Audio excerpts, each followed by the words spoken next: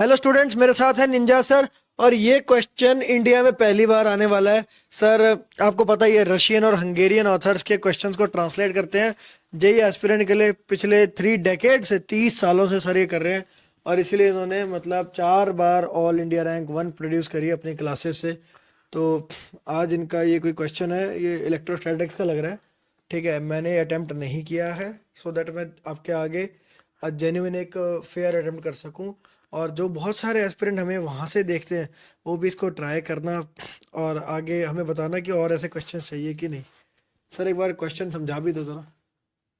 बच्चों जो जेई को एडवांस लेवल पे तैयारी कर रहे हैं और अच्छी रैंक एम कर रहे हैं, उन लोगों के लिए ये एक बड़ा अच्छा प्रॉब्लम है इलेक्ट्रोस्टैटिक्स का। और जो जेई एडवांस 2026 के एस्पिरेंट्स हैं, उनको जो है ये ट्राई करना चाहिए हाई रैंक यदि एस्पायर कर रहे हो तो आप। इसमें क्या है, देखो एक रिंग दे रखी है, non conducting uniformly charge ring. और बड़ा अच्छा प्रॉब्लम इसलिए मैं इसको कह रहा हूँ क्योंकि नॉर्मली जो इरोडो या किसी भी सोर्स में प्रॉब्लम बच्चों को मिलती है, वो एक एक्सेस पे दूसरा चार्ज रख के डिस्प्लेस करने की प्रॉब्लम मिलती हाँ, है एसएचएम की। Small distance. स्मॉल डिस्टेंस से डिस्प्लेस करा, इसके एसएचएम का यस। ऑसिलेशन का टाइम पीरियड निकाला हुआ। इस प्रॉब्लम में नई चीज क्या है कि डायमीटर के अलोंग जो है सेंटर से चार्ज को डिस्प्लेस करके और ऑसिलेशन का टाइम पीरियड निकलवाया है उसी के प्लेन में। उसी के प्लेन में। तो ये plus Q uniformly charge non conducting ring है, और इसके डायमीटर के अलोंग हमें इमेजिन करना है एक नॉन कंडक्टिंग वायर है, जिसके अलोंग बीड को डिस्प्लेस करके हमने चार्ज बीड है वो, भाई। और उसको डिस्प्लेस करके स्मॉल अमाउंट से उसके ऑसिलेशन का टाइम पीरियड पूछा है। ओ भाई। तो ये जो है चैलेंजिंग इसलिए है क्योंकि इसको यदि आप ब्रूट फोर्स मेथड से यदि सोचोगे तो काफी जो है डिफिकल्ट लगेगा। इंटीग्रेशन बहुत भयंकर हो गया इसमें। क्योंकि आपको जो है फील्ड का फंक्शन एक्सिस का तो पता होता है, इसके प्लेन में पता नहीं होता। तो समझ थोड़ा सोच के देखो कि इसको जो है क्या और कोई तरीका हो सकता है। क्वेश्चन एक बार पढ़ भी लूंगा। Thin insulating ring radius are uniformly charged with Q placed in a horizontal plane, कोई भी plane हो, along the diameter of the fixed ring, along the diameter, हाँ, point like body with a charge given mass can move frictionlessly. Okay. A point like body is slightly displaced from its equilibrium position. What is the period of smallest? Oh, वो displace किया है। मुझे पहले यही नहीं पता वो वापस आएगा कि नहीं, एक बार दिखाना सर। पहले एक बार इसका मोशन कोशिश कर रहा हूँ समझ। आप भी अटेम्प्ट करो भाई बच्चों। निंजा सर के क्वेश्चन भाई दिमाग खोल देते हैं। तो मान लो यहाँ पे सेंटर पे कुछ रखा है और मैं उसको इधर रिप्लेस करता हूँ। पहले तो वो मूव नहीं करता, अब वो इधर जाएगा तो मे बी वो इस पोर्शन के करीब आ गया और इससे वो दूर चला गया। तो करीब इसके आएगा अगर, तो ये इसको वापस भेजेगा सो दैट, क्योंकि क्योंकि उसकी फोर्स ज़्यादा होगी, इसकी फोर्स कम होगी क्योंकि दूर जा रहा है। ठीक है, तो इसलिए वापस आएगा, तो यानी कि स्टेबल इक्विलिब्रियम हो सकता है। ठीक है।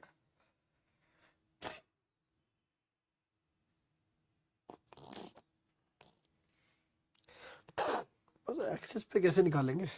वो एक्सेस पे नहीं, मतलब डायमीटर पे कैसे इस निकालेंगे? पे देखो, यदि बच्चों आप लोग यदि ये सोच रहे हो कि फील्ड की वैल्यू जो है एलिमेंट बना के इंटीग्रेट करके सोचें, तो फंक्शन तो काफी। वो तो वो मेरे को टेम्पटेशन हो रही है वो चीज़ करने की, मगर मुझे पता है वो तो बहुत लंबा चला जाएगा। बिल्कुल बिल्कुल बिल्कुल। पर तो उससे हो उसमें जाएगा वैसे। ब्यूटी ब्यूटी फिर उसमें बस एलिगेंस जो है, मैं जो सोच रहा हूँ बच्चों को पता चले, वो है कि यदि हम थोड़ा फील्ड पैटर्न इसका सोचें कि यहाँ पर सेंटर पे फील्ड जीरो है, ओके। इस रिंग की बात हो रही है केवल, ओके। सेंटर पर ई जीरो है। ओके। और फील्ड लाइंस जो है यदि हम थोड़ा सोचें कि इसके सेंटर के अराउंड कैसी होनी चाहिए, और फिर फील्ड लाइन से सोचें कि फील्ड लाइन से हम ई को क्वांटिटेटिवली किस लॉ से रिलेट कर पाते हैं। सर ने ज्यादा ऑब्वियस हिंट दे दिया। तो यदि फील्ड पैटर्न आपको पता हो, तो कौन सा ऐसा लॉ है जो आपको ई की न्यूमेरिकल वैल्यू कैलकुलेट करने में मदद कर सकता है। गॉस लॉ, तो बच्चों ये गॉस लॉ से यदि आप आगे सोचो तो देखो, लेट्स गिव निशांत लो एक बार मैं इसको नए पेज पे बना लूं। कि ये गॉस लॉ से ही आगे बाकी कर पाते हैं क्या। हिंट मैंने दे दी गॉस लॉ की। गॉस लॉ पे ट्राई कर लेते हैं। ये एक्सेस हो गया। अच्छा, सिमेट्री, मैक्सिमम सिमेट्री सेंटर के अराउंड होगी। सेंटर पे बिल्कुल इंट्यूशन बता रही है कि सिलेंड्रिकल सरफेस बनेगा ऐसा, ठीक है। इसकी लेंथ एल मान ली, रेडियस आर मान लिया, और इसका रेडियस है आर, ठीक है। बाकी क्यू क्या था, क्यू और एम तो उसका है, उसका लार्ज क्यू है, ठीक है। कैपिटल क्यू देख लेते हैं अभी, ठीक है। अब इलेक्ट्रिक फील्ड, अच्छा इधर है चार्ज एनक्लोज जीरो है, तो फ्लक्स जीरो हो गया, zero, Q by epsilon not is zero. अब फ्लक्स को कैलकुलेट दूसरे तरीके से करेंगे कि अपन पहली बात तो ना एल को बहुत छोटा लेंगे, बहुत छोटा लेंगे, ठीक है, ताकि अपन यूनिफॉर्म मान सके इलेक्ट्रिक फील्ड को। अच्छा, सेकंड चीज कि सेंटर पे मुझे पता है कि, बल्कि ये रेडियस जो आर है ना, आर, ये भी अपन काफी छोटा लेंगे, आर और एल दोनों छोटा लेंगे। आर और एल दोनों छोटा लेंगे ना, r and l very small, दोनों छोटे लेंगे तो क्या होगा, तो हम यहाँ पे यूनिफॉर्म इलेक्ट्रिक फील्ड अज्यूम कर पाएंगे, और यूनिफॉर्म तो वैसे भी रहेगी सर्कल के अराउंड, पर उसको निकाल पाएंगे, ठीक है। अब इधर जो रहेगी ना, जब बिल्कुल छोटा हो जाएगा तो इलेक्ट्रिक फील्ड आती है जो जो किसी सिलेंडर मतलब डिस्क के एक्सेस पे होती है, वो होती है के रिंग सॉरी, के क्यू, यहाँ पे डिस्टेंस है एल बाय 2, के क्यू बाय, फिर हो गया r square plus l square by 4 हो गया, उसकी पावर 3/2, ठीक है। ये मैंने फील्ड लिखी है अभी, फील्ड बिल्कुल सही। ये फील्ड है, इसको मैं मल्टीप्लाई करूंगा पाई आर स्क्वायर से, सही है। अच्छा, एक साइड का हुआ। अब एक माइनस साइन आएगा यहाँ पर, क्योंकि इसका जितना आया उतना जाना चाहिए। ना, ये भी एक साइड का फ्लक्स है ना। Oh sorry sorry sorry, thank you sir, ठीक है, डबल हो गया। अब इधर से देखो, ये है, अब ये भी छोटा है, एल छोटा है अगर, तो जो ऐसे यहाँ पे फील्ड ई मान लेते हैं, ई मान ली, तो ई को 2 पाई आर एल, इससे मल्टीप्लाई करूंगा, ये भी फ्लक्स है, ठीक है। अब ये एल तो छोटा है तो ये कैंसिल हो गया, तो अपनी जो, हाँ वो 2 रहेगा, ठीक है। अपनी जो ई आएगी वो लिखता हूं मैं यहाँ पे, ई इज इक्वल टू, अच्छा, के क्यू एल, एल तो हट ही जाएगा, कैंसिल हो जाएगा। K k capital q q 2r by cube r cube, और यहाँ 2 रहेगा, 2 रह जाएगा। That is it. और ये स्मॉल आर, ये टू कैंसिल हो एक जाएगा, स्मॉल ये आर नीचे आ रहेगा। जाएगा। अब सही है सर, ये लग रहा है मुझे, इलेक्ट्रिक फील्ड ही आ गई, ये हो गया, क्यू सॉल्व हो गया क्वेश्चन, आर। सॉल्व हो गया क्वेश्चन, क्योंकि एक मिनट, इसमें पाई आर स्क्वायर था, हाँ जी, ठीक है ना, तो आर रहेगा ना, तो एक आर, मैंने बिल्कुल सही, बिल्कुल ठीक है ना सर, आर है ना, आर, मैं आर समझ, दूरी पे आ गया, yes, ठीक है, बिल्कुल आर सही, दूरी पे आ गया। मैं समझ गया, बिल्कुल सही है।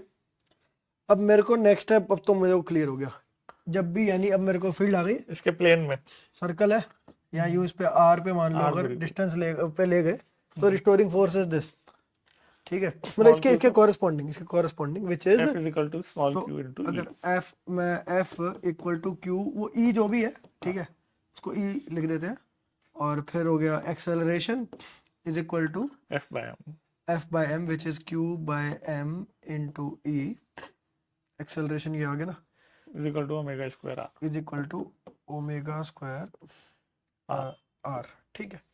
तो आर वहां पे भी था, ओमेगा स्क्वायर ये आ गया सीधा सीधा, omega square is equal to q by m r, ठीक है ना, यानी कुल मिला के, अच्छा E में था r का फैक्टर, वो कट जाएगा। आर तो हट गया, और ये हो गया क्यू बाय एम से मल्टीप्लाई करा ही जाएगा इसको। ठीक है, ये अपनी ओमेगा स्क्वायर है, ओमेगा। इसका स्क्वायर रूट किया, इसको 2 पाई से डिवाइड कर दिया। This should be the answer. बिल्कुल बिल्कुल सही। तो बच्चों ये जो था प्रॉब्लम, इसमें आपको दोबारा इसको अपने आप से करके देखो, और ये आंसर जो है 2 pi under root 2 r cube m upon k q q, ये आंसर आप खुद से ऑब्टेन कर पाते हो क्या? ये देख लो, मैं दोबारा लिख के बता रहा हूँ। This is the answer 2 pi under root 2 r cube m Yes. Upon k q k q. Capital q small q, ये टाइम पीरियड का इसका आंसर है। आप खुद से इसको और थोड़ा डिटेल में सोचो, और निशांत ने जो करा, आई अप्रिशिएट की हिंट को इसने बिल्कुल पकड़ के जो है और आंसर निकाल दिया। तो आप लोग जो है इस प्रॉब्लम की ब्यूटी रियलाइज कर पा रहे होंगे कि कैसे हमने जो है गॉस लॉ को यूज करके यहाँ के ई से यहाँ का ई निकाला, और फिर उससे हम टाइम पीरियड निकाल। मतलब ये क्वेश्चन एक्चुअली दिमाग खोलने वाला है, क्योंकि अपन कभी इस एक्सेस पे सोचते नहीं है। हाँ, फ्लक्स क्योंकि अंदर चार्ज नहीं है, सिर्फ फ्लक्स जीरो होना चाहिए, और सिमेट्री से जो है नॉर्मल कंपोनेंट जो है फ्लक्स देता है ई का, तो वही नॉर्मल कंपोनेंट अपने को चाहिए था। गॉस लॉ की पावर समझ में आती है इस क्वेश्चन से। हाँ, मतलब निंजा सर के क्वेश्चन हमेशा जो है ना ऐसे आएंगे जो देखने में इजी। वो तो सर ने मुझे हिंट दे दिया, मैं तुम्हें बता रहा हूँ मैं नहीं कर पाता अगर सर मुझे गॉस लॉ नहीं बोलते तो। हाँ, गॉस लॉ क्लियर था तो ये हो गया। पर ये बहुत किस किस को लगा, उसका दिमाग खुला, कमेंट्स में ज़रूर बताना आप लोग। अगर हमें बताओगे कि आपको अच्छा लग रहा है, आप उसे दूर से देख रहे हो, कहीं कहाँ से देख रहे हो, हमें बताओ कैसा लगा आपको। अगर आप अच्छा फीडबैक दोगे तो हम इस तरह के क्वेश्चंस और लाएंगे। आज तक आपको ये क्वेश्चन इंडिया में नहीं दिखा होगा, आज के बाद दिखना चालू होगा। तो बच्चों ये जो है चैनल को जो है देखते रहो, and watch out for more such problems for JEE advance. चलो, ऑल द बेस्ट।